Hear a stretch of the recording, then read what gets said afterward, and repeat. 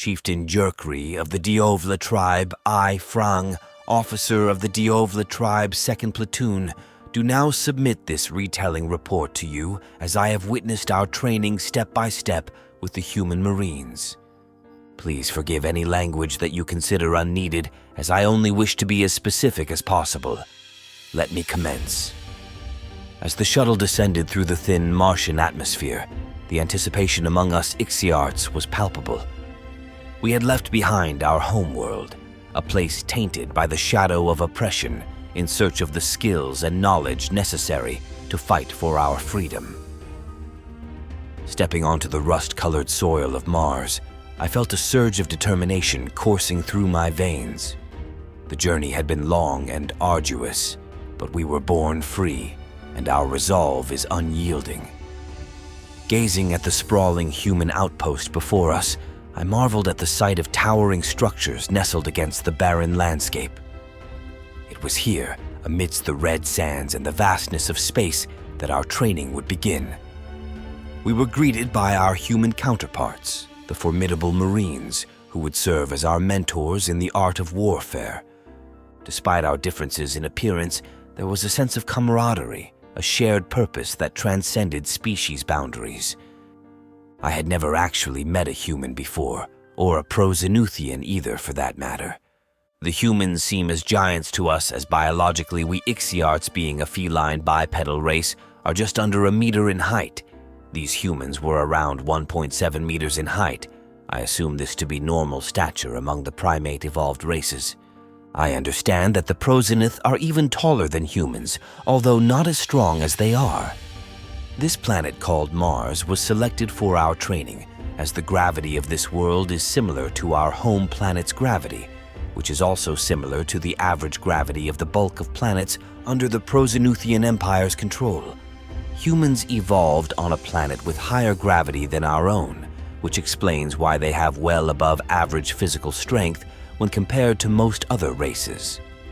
We may not be as strong as the humans, but we are more agile, have faster reflexes, and in comparison to them, we have a heightened sense of smell and hearing.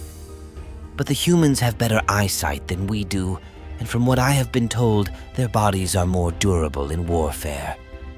They produce this natural drug that helps them in combat called adrenaline, which gives them an increased edge in battle. This would be useful if we Ixiarts naturally produced such a chemical, but I have learned the humans have synthesized a version of this drug. As we were led to our quarters within the outpost, I couldn't help but feel a sense of awe at the magnitude of our undertaking. We were but a small contingent, sent to learn from the best, to challenge the might of the Prozenuthian Empire. The weight of our mission hung heavy in the air, but there was also a flicker of hope, a belief that together we could defy the odds and carve out a future of freedom for our people. Under the watchful guidance of the human Marines, our training commenced with rigorous intensity. From the crack of gunfire on the training grounds to the hushed whispers of tactical discussions, each moment was a testament to the dedication of our instructors. Despite our innate psychic abilities, we were eager students, absorbing every lesson with fervor and determination. These humans have a distinct way of instilling discipline in raw recruits. They have a rule I heard Gunnery Sergeant Grant explain our first day of training. No instructor will order you to do something they themselves are not capable of doing. They are willing to go into the hell of battle, wanting to rip out the guts of their enemy. And before you leave my camp, I expect no less from any of you, he said in a loud and clear voice. The days blurred into weeks as we delved deeper into the intricacies of military tactics and weaponry. From hand-to-hand combat drills to marksmanship exercises, we pushed ourselves to the limits of our physical and mental capabilities. I marveled at the efficiency and precision of the human instructors, their knowledge of warfare honed through years of experience on the battlefield. One day, Xong, a fellow Ixiart officer of the 2nd Platoon, questioned in frustration when the drill instructors were training individual squads to use hand signals to communicate silently. It is foolish to learn such primitive forms of speech. We have evolved past the need for such barbaric gestures. Our minds can communicate through a mental link. This is a waste of time. Song communicated to the drill instructor via psychic messaging. The human drill instructor merely said, "Let's test your theory. All other Ixiart troops stand back 50 meters from Chong and I. We will begin to do battle. Everyone else attack me exactly as Song orders you via his mental link." I and the rest of the trainees stepped back in a far-off circle around both and waited. As soon as the melee began, Chong held his own using his agility, but the human's endurance was higher, and he was surprisingly fast with his attacks. It was obvious the human drill instructor was an expert at hand-to-hand combat, which greatly cut down on any dexterous advantage Chong held. He used several mock attacks to make Chong jumpy. Soon Chong was kicked in his legs, which slowed him down. Then the human's blows began to land heavily. Chong looked around confused as he was being pummeled, and no one came to his aid. A few blows later, Chong lay on the ground, waving his arms to signal surrender. The drill instructor then threw a small device on the ground from his pocket. "Psychic dampening field, courtesy of the Prozenuthian Empire. How do you think they were able to subdue you? They have been studying your kind for centuries. They know exactly how to muzzle you. You relied too much on one ability, and that is why I defeated you before this battle even started." We all learned a valuable lesson through Xiong's hubris that day. No others dared question the drill instructors after that day, regardless of what we felt about the training.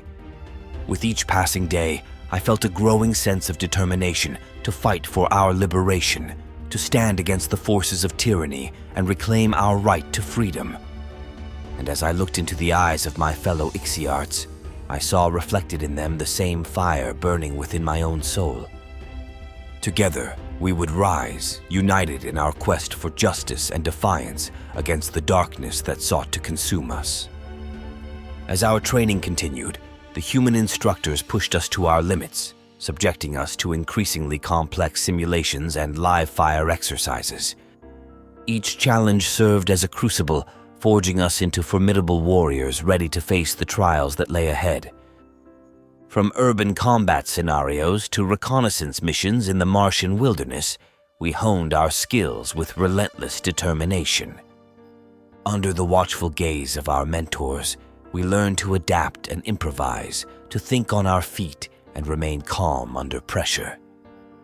The cacophony of gunfire and explosions echoed across the training grounds, a symphony of chaos from which emerged the disciplined precision of our actions. And though sweat dripped down our fur and exhaustion gnawed at our bones, we pressed on, driven by the knowledge that our training would mean the difference between victory and defeat. With each passing day, I marveled at the strategic brilliance of the human Marines, their tactics honed through years of warfare on countless battlefields. From the art of deception to the importance of reconnaissance, their lessons opened my eyes to new possibilities in the fight against the Prozenith Empire. Amidst the simmering tensions, however, there were whispers of dissent within our ranks. Some among us harbored doubts about our ability to stand against the might of the Prozenith Empire, their faith shaken by the specter of past defeats. And yet, even in the darkest moments, I refused to succumb to despair, drawing strength from the unwavering resolve of my comrades and the knowledge that our cause was just. For we were the children of freedom, and our spirits could never be quelled. Upon our graduation day, those doubts may have been dismissed upon hearing the speech from the Marine Recruit Training Regiment, Commander Colonel Abbas Awan. Graduates, today is the day all of you have completed the best training we can provide you. We have prepared you with the skills and tools your people need you to have. Humanity understands the great challenge all of you face in your fight to liberate your brethren still living under the iron hold of Prozenuthian tyranny. When I look at your numbers, I don't see a different species or anything alien in nature. What I see are warriors, freedom fighters, individuals who are ready to lay down their lives so their people, their children, can once again live amongst the stars with as much freedom as they had before. It was robbed from them. We humans share this sentiment with all of you. One final lesson to pass on. This lesson humanity has learned the hard way. It is better to die in battle struggling for freedom than condemn your sons and daughters to live as slaves. You are the weapons to free your sons and daughters. I salute you." The colonel finished as he raised his right arm to form a knife hand gesture of salute to us over his right brow. "Frang, officer of the Diovla tribe 2nd Platoon, end report. As we leave in the morning back home to you, Chieftain Jerkri of the Diovla tribe, end transmission."